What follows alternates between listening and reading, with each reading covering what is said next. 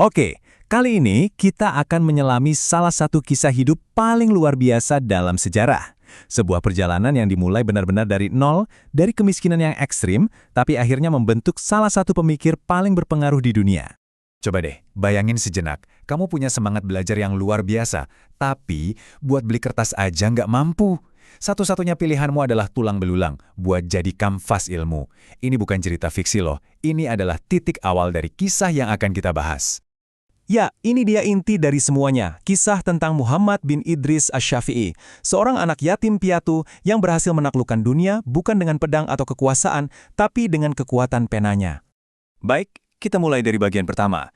Kita akan mundur jauh ke belakang, lebih dari 1.200 tahun yang lalu, ke sebuah tahun yang, sangat monumental. Nah, yang menarik di sini itu signifikansinya. Tepat di tahun saat raksasa ilmu, Imam Abu Hanifah wafat, lahirlah Imam Syafi'i. Seolah-olah takdir itu memastikan kalau obor ilmu itu nggak pernah padam, selalu ada yang melanjutkan. Estafet keilmuan yang luar biasa kan? Padahal ya, kalau kita lihat garis keturunannya, beliau ini sangat mulia, terhubung langsung dengan sukunya Nabi. Tapi, takdirnya justru dimulai dengan ujian yang super berat. Lahir miskin dan langsung jadi anak yatim. Jadi nasab yang agung itu sama sekali nggak memberikannya kemudahan, justru jadi panggung untuk perjuangannya yang bakal bikin kita kagum. Nah sekarang, mari kita lihat gimana kemiskinan yang parah ini, alih-alih memadamkan semangatnya, malah jadi bahan bakar yang bikin api belajarnya menyala-nyala. Coba lihat deh pencapaian ini. Umur 7 tahun Al-Quran udah di luar kepala. Terus, yang lebih gila lagi, beliau sengaja tinggal 10 tahun penuh di tengah gurun. Bukan buat bertahan hidup aja, tapi buat menyerap kemurnian bahasa Arab langsung dari sumber aslinya. Dedikasi total.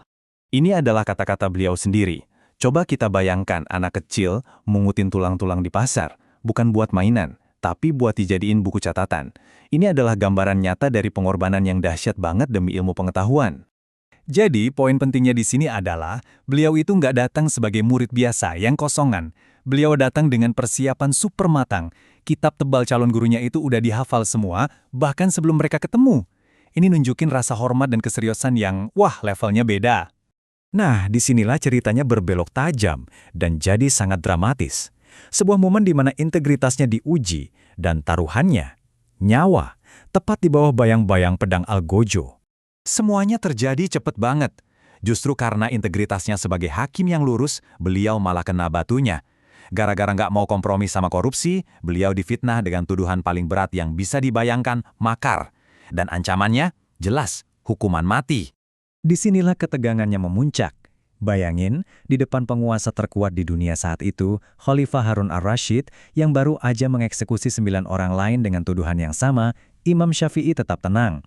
Dengan logika yang tajam, beliau menyampaikan pembelaan yang elegan dan gak terbantahkan. Dan di saat genting inilah, pertolongan datang dari arah yang sama sekali gak terduga. Muhammad Al-Syaibani, seorang ulama top dari mazhab yang berbeda, maju dan memberikan kesaksian. Dia sadar betul betapa berharganya otak Imam Syafi'i bagi dunia, dan dia berhasil meyakinkan Khalifah kalau mengeksekusi orang ini bakal jadi kerugian besar bagi peradaban.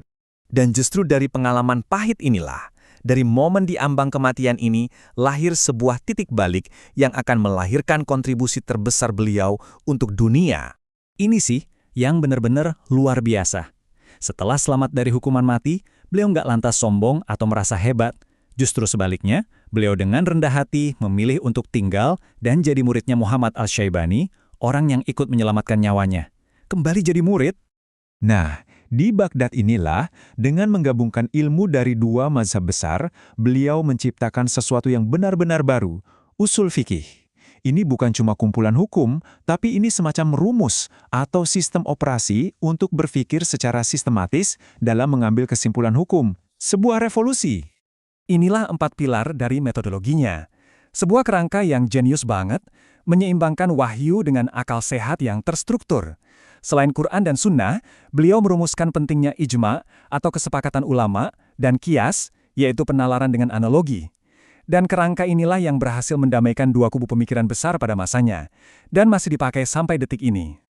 Oke, kita sekarang masuk ke babak terakhir dalam hidupnya. Perjalanannya ke Mesir, tempat di mana beliau menyempurnakan mahakaryanya dan meninggalkan warisan yang abadi. Cuma 54 tahun. Singkat banget kan? Tapi dalam hidup yang sesingkat itu, bahkan sambil berjuang melawan sakit yang parah, produktivitasnya tuh nggak masuk akal. Beliau mendiktekan ribuan halaman karya-karya raksasa yang jadi rujukan jutaan orang sampai hari ini. Dan ini menunjukkan kejujuran intelektualnya yang keren banget. Beliau itu enggak kaku. Begitu pindah ke Mesir dan nemu bukti atau konteks baru, beliau nggak gengsi buat merevisi pendapat-pendapat lamanya. Ini pelajaran penting banget. Kebenaran itu harus lebih kita cintai daripada ego kita sendiri. Nah, disinilah ceritanya jadi relevan banget buat kita semua di Indonesia. Lewat jalur para ulama dan pedagang, pemikiran beliau ini berlayar jauh melintasi samudra dan akhirnya sampai lalu berakar kuat di Nusantara. Ikut membentuk corak Islam yang kita kenal sekarang. Dan mungkin inilah warisan terbesarnya dalam satu kalimat. Sebuah kutipan yang bisa jadi vaksin buat melawan arogansi dan fanatisme buta. Pengingat abadi bahwa dalam mencari kebenaran, kita harus selalu rendah hati. Jadi, pertanyaan penutupnya untuk kita renungkan bersama adalah, di zaman sekarang, di mana semua orang merasa paling benar di media sosial, gimana caranya kita bisa meneladani kerendahan hati seorang Imam Syafi'i? Sebuah pertanyaan yang mungkin jawabannya ada dalam diri kita masing-masing.